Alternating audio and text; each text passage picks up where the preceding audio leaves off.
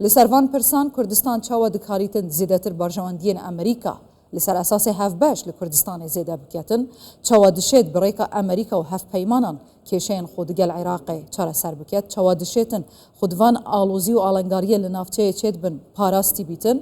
جه دکتور شالا و عبدالخالق ما مستای زانکوی و شرازای وزه لحولی رد پرسم دکتور شالا تو بخیر از یک کردستان 24 جاری افر دوره کفتن انهاتی نکرن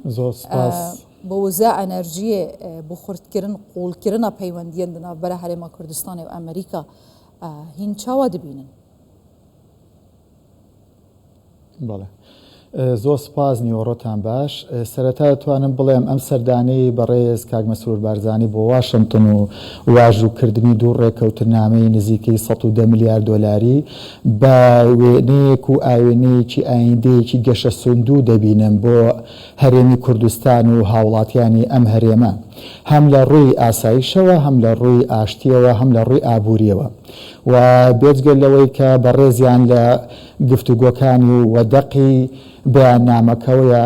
ئاماژەی پێدا کە ئەوان بیر لە بنیادنانی ئاشتی و ئابووریەکی سەقامگیرتر دەکەنەوە لە ڕێگەی ئەم با بڵێن ڕێکەوتنامەیە و واژووکردنی ئەم ڕێکەوتنامانەوە لە پاڵ ئەمەشە ئێمە ئەوەی کە خوێنەوەی بۆ دەکەین لەسەر ئاستی ناوخۆ لەسەر ئاستی نێودەوڵەتی و لەسەر ئاستی عێراقیش دەرخەری کۆمەڵە ڕەهەندی نوێن یەکێک لەوانە لەسەر ئاستی ناوخۆی هەرێمی کوردستان ئەم واژووکردنی ئەم ڕێکەوتنامانە پێمان دەڵێت کەوا تێگەیشتنێکی ئاشتیانە لە نێوان لایەنە سەرەکیەکانی هەرێمی کوردستان هەیە بۆ چۆنێتی بەڕێوەبردننی نەوت و گاز و بۆ چۆنێتی فراوانکردنی کەرتی وزە لەسەر ئاستی نێودەوڵەتیش ئەمە پێمان دەڵێت دوای بڕیارەکەی دادگای نێوبژیوانی لە پاریس بۆ ڕاگررتنی هەناردەکردنی هەرێمی کوردستان ئەم ڕێکەوتنامەیە پێمان ئەڵێ نەخێر هەرێمی کوردستان لەوانەیە لە قۆناغێکە لەسەر بابەتێکە لە ڕووی ناتێگەیشتنی یاسایی نێودەوڵەتی هەبوو بێ بەڵام مافی واژووکردنی ڕێکەوتنامە و بەڕێوەبردننی کەرتوی گاز و نەوتی هەرێمی کوردستانی هەیە و ئەم مافەش لە ڕێگەی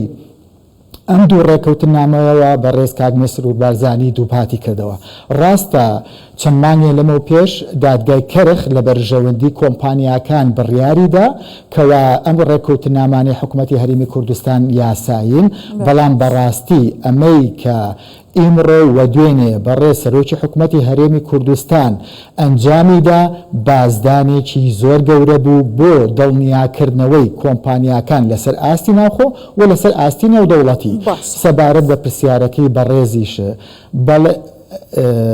سەبارەت بەوەی کە ئایا چ کاریگەریەکی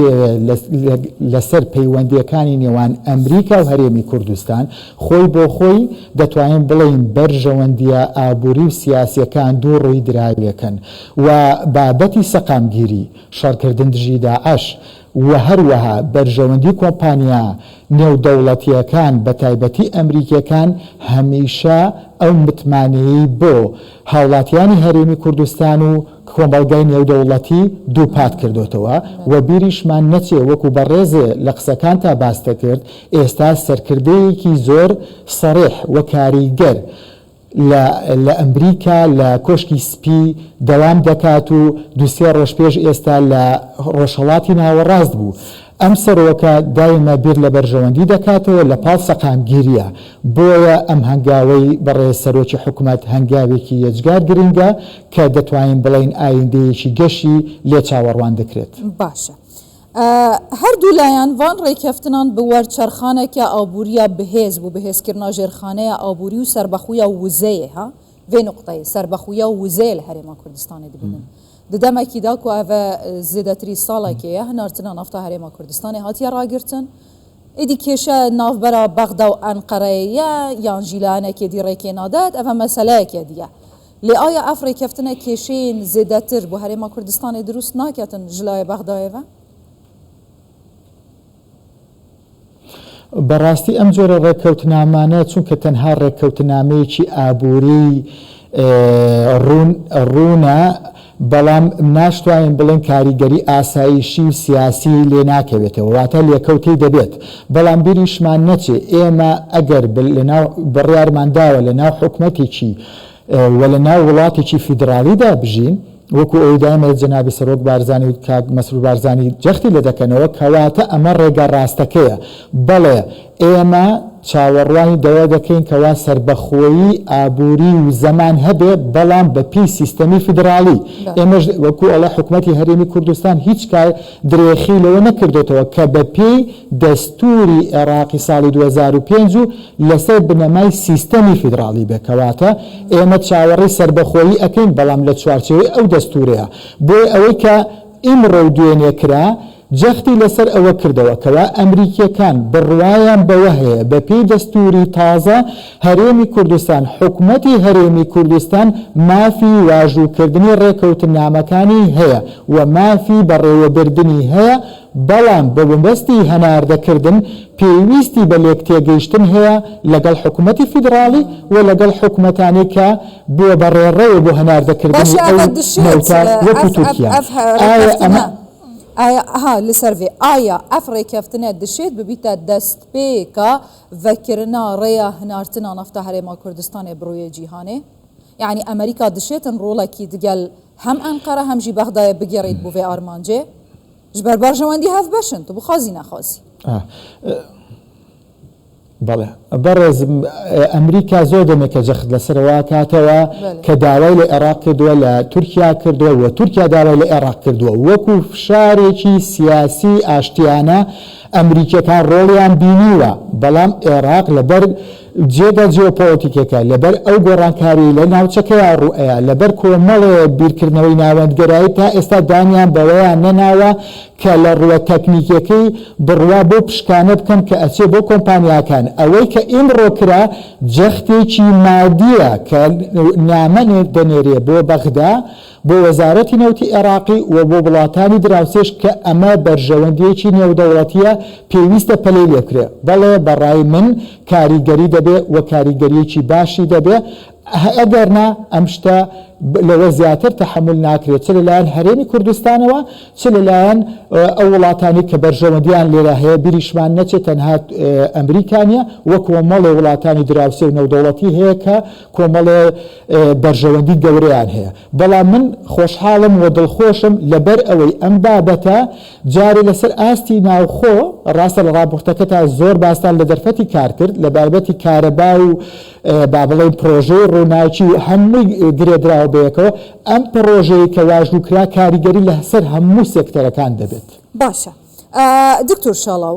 کێمتر ji sê heyvaya îdareya nû ya Amerîka bi serokatiya Donald Trump ya dest bi karbûy û bi fermî bangêştkirina Serokwezîran Mesrûr Barzanî bo Amerîka îmzakirina van rêkeftinan çendîn dîdarên giring hene ya herî diyar dîdar û kombûna we ya digel Wezîrê Derve Amerîka ku hevdem rawêjkarê asayîşa niştîmaniya Amerîkaya du post hene di yek demî da çi giringiya xwe heye bo xurtbûna pêgehê siyasî diplomasî abûriya Herêma Kurdistanê di coğrafiyeke tijî alozî û hereşe li ser بەڕاستی من ئەوەی کە لێ خوێنمەوە لە ڕووی ئاسایشی و زە و لە ڕووی سیاست و پەیوەندی نێودەوڵەتەکانەوە ئەم واژووکردنی ئەم ڕێکەوتن نامانەوە خودی خۆی ئامادەبوون و بانگێشکردنی بە شێوەیەکی فەرمی هیچ کاک مەسرود بەرزانی بۆ واشنگتن پێمان دەڵێ بەڵێ هەرێمی کوردستانیش لە گۆڕانکاریەکانە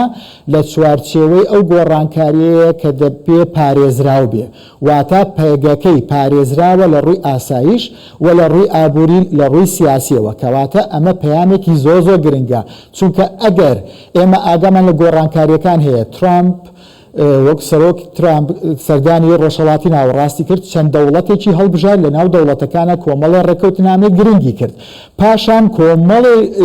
کارەکتەر کۆمەڵێ سەرکردە بانگ دەکات بۆ واشنگتن ئێستا یەکی لەو سەرکردانەی کە بانگ کراوە بەڕێ سەرۆکی حکوومەتی هەرێمی کوردستانە کەواتە پێمان دەڵێ کە ئەم ناوچەیە بۆ ئێمە گرنگە لە ڕووی ئاسایش و لە ڕووی ئابووریەوە کە ئەمە پەیامێکیشە بۆ ئەوەی